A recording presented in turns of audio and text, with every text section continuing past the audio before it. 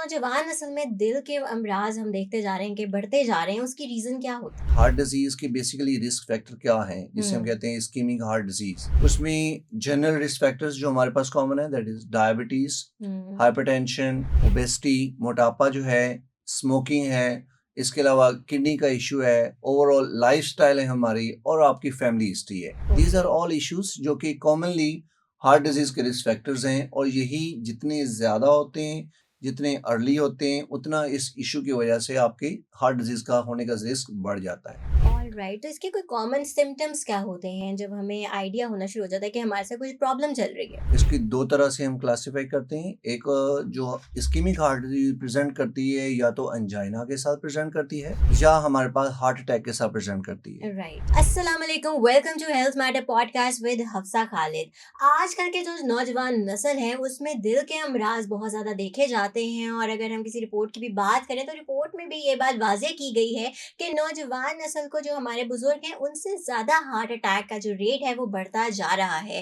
अब हार्ट के कौन कौन से इश्यूज होते हैं, उनकी क्या वजूहत होती हैं, हार्ट अटैक क्यों होता है, इस हवाले से बात करने के लिए आज हमने स्टूडियो में इनवाइट किया है डॉक्टर मोहम्मद वकास जावेद को, जो कि एक कंसल्टेंट इंटरवेंशनल कार्डियोलॉजिस्ट हैं। अपनी खिदमात फारूक हॉस्पिटल डीएचए और हेल्थ ब्रिज हॉस्पिटल में अपनी खिदमात सर अंजाम दे रहे हैं। इनसे बात करते हैं और मजीद हार्ट के हवाले से जो हमारे दिल के मसले हैं वो क्यों होते हैं और क्या होते हैं, इन्हीं से ही जानते हैं, क्योंकि इनसे बेहतर हमें कोई नहीं बता सकता। अस्सलाम वालेकुम डॉक्टर साहब, कैसे हैं आप? जी वालेकुम अस्सलाम। First of all, thank you very much for inviting me on this very public forum.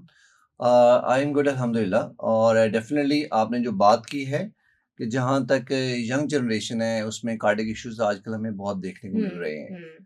तो उसकी डेफिनेटली हम आज बात करेंगे डिटेल्स में। जरूर और जरूर। आपके जो क्वेश्चंस हैं, और जो इवन हमारी पब्लिक के क्वेश्चंस हैं, उनको आज हम एड्रेस करेंगे, ताकि एक अवेयरनेस कैंपेन स्टार्ट की जाए, ताकि वो इस चीज़ को जो है ना बिल्कुल, और बचा जा इसकी सके। बहुत ज़्यादा ज़रूरत भी है हमें, जी क्योंकि बिल्कुल, ऐसे ही है, ऐसे ही है। हमारी जो यंग जनरेशन है, उनके खाने-पीने का भी अगर हम देखें, उनका जो लाइफ़स्टाइल है, वो इतना ज़्यादा ख़राब हो चुका है, जिसकी वजह से उन्हें कैसी-कैसी प्रॉब्लम्स हो जाती हैं, उन्हें खुद भी अंदाज़ा नहीं होता।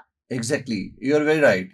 आजकल ये खाने-पीने का तो एक one of the part of those yes. Issues, जिसकी वजह से ये डिज़ीज़ जो है वो यंग पर्सन्स में भी बहुत कॉमन हो रही है। बेसिक आपसे मैं रीज़न्स जानना चाहूँगी। ज़ाहिर है आप डेली बेसिस पे पेशेंट्स को ट्रीट करते राइट, हैं, तो जो नौजवान नस्ल में दिल के अमराज़ हम देखते जा रहे हैं कि बढ़ते जा रहे हैं, उसकी रीज़न क्या होती है? राइट। इस चीज़ को अंडरस्टैंड करने के लिए हमें 10 to 15 years means 20 years back जाना पड़ेगा। हुँ, हुँ। जब हम देखते हैं, जब हमारे ज़हन में यही होता था कि एक लेमैन जो यही जानता था, it's disease of 50 plus. Yes, yes. Now it's no more disease of 50 plus. I have hmm, seen patients जिसमें 20s में और इवन 30s में पेशेंट्स हैं, जो कि हार्ट अटैक के साथ हमारे पास आ रहे हैं, जिनके आगे उनका हार्ट अटैक का ट्रीटमेंट कर रहे हैं, हुँ। और उसकी वजह से कॉम्प्लिकेशंस काफ़ी बढ़ रही हैं। अगर हम देखें तो हमें जनरल कॉन्सेप्ट समझना पड़ेगा कि हार्ट डिजीज़ के बेसिकली रिस्क फैक्टर क्या हैं, जिसे हम हुँ, कहते हैं इस्कीमिक हार्ट डिजीज़। हुँ, उसमें जनरल रिस्क फैक्टर्स जो हमारे पास कॉमन है, that is diabetes, hmm. Hypertension, obesity, मोटापा जो है, स्मोकिंग है, इसके अलावा किडनी का इशू है, ओवरऑल लाइफ़स्टाइल है हमारी, और आपकी फैमिली हिस्ट्री है। ओके। ये कॉमन जो हैं हमारे पास रिस्क फैक्टर्स हैं। इसके हुँ, अलावा समटाइम्स स्ट्रेस और type A personality. These are okay. All issues जो कि कॉमनली हार्ट डिज़ीज़ के रिस्क फैक्टर्स हैं, और यही जितने ज़्यादा होते हैं, जितने अर्ली होते हैं, उतना इस इश्यू की वजह से आपके हार्ट डिज़ीज़ का होने का रिस्क बढ़ जाता है। ऑलराइट। तो इसके कोई कॉमन सिम्पटम्स क्या होते हैं जब हमें आइडिया होना शुरू हो जाता है कि हमारे साथ कुछ प्रॉब्लम चल रही है? राइट।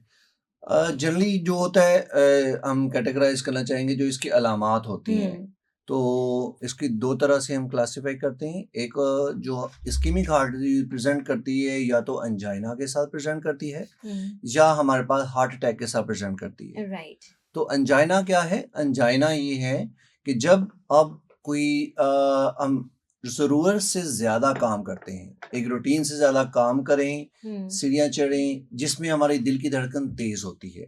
वो तमाम काम करने के बाद अगर हमारे सीने पे कोई बोझ, घुटन, हुँ, हुँ, दबाव या कुछ जकड़न महसूस होती है, और वो जकड़न गले में भी जा सकती है, हुँ। बाजू में भी जा सकती है, पीछे भी जा सकती है।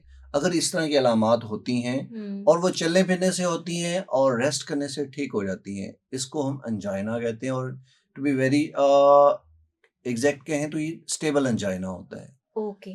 अगर यही चीज़ वर्सन हो जाती है हुँ, कि हमें बैठे-बैठे भी तकलीफ़ होना शुरू हो जाए या थोड़ी बहुत रूटीन के काम करने में भी तकलीफ़ होना शुरू हो जाए, उसको हम अनस्टेबल एंजाइना कहते हैं। और हुँ, इससे अगर नेक्स्ट फ़ेज़ चली जाती है, उसे हम हार्ट अटैक कहते हैं, जिसको हम फर्दर आपको क्लासिफ़ाई करेंगे हुँ, कि किस तरह के टाइप्स होती हैं आगे। राइट।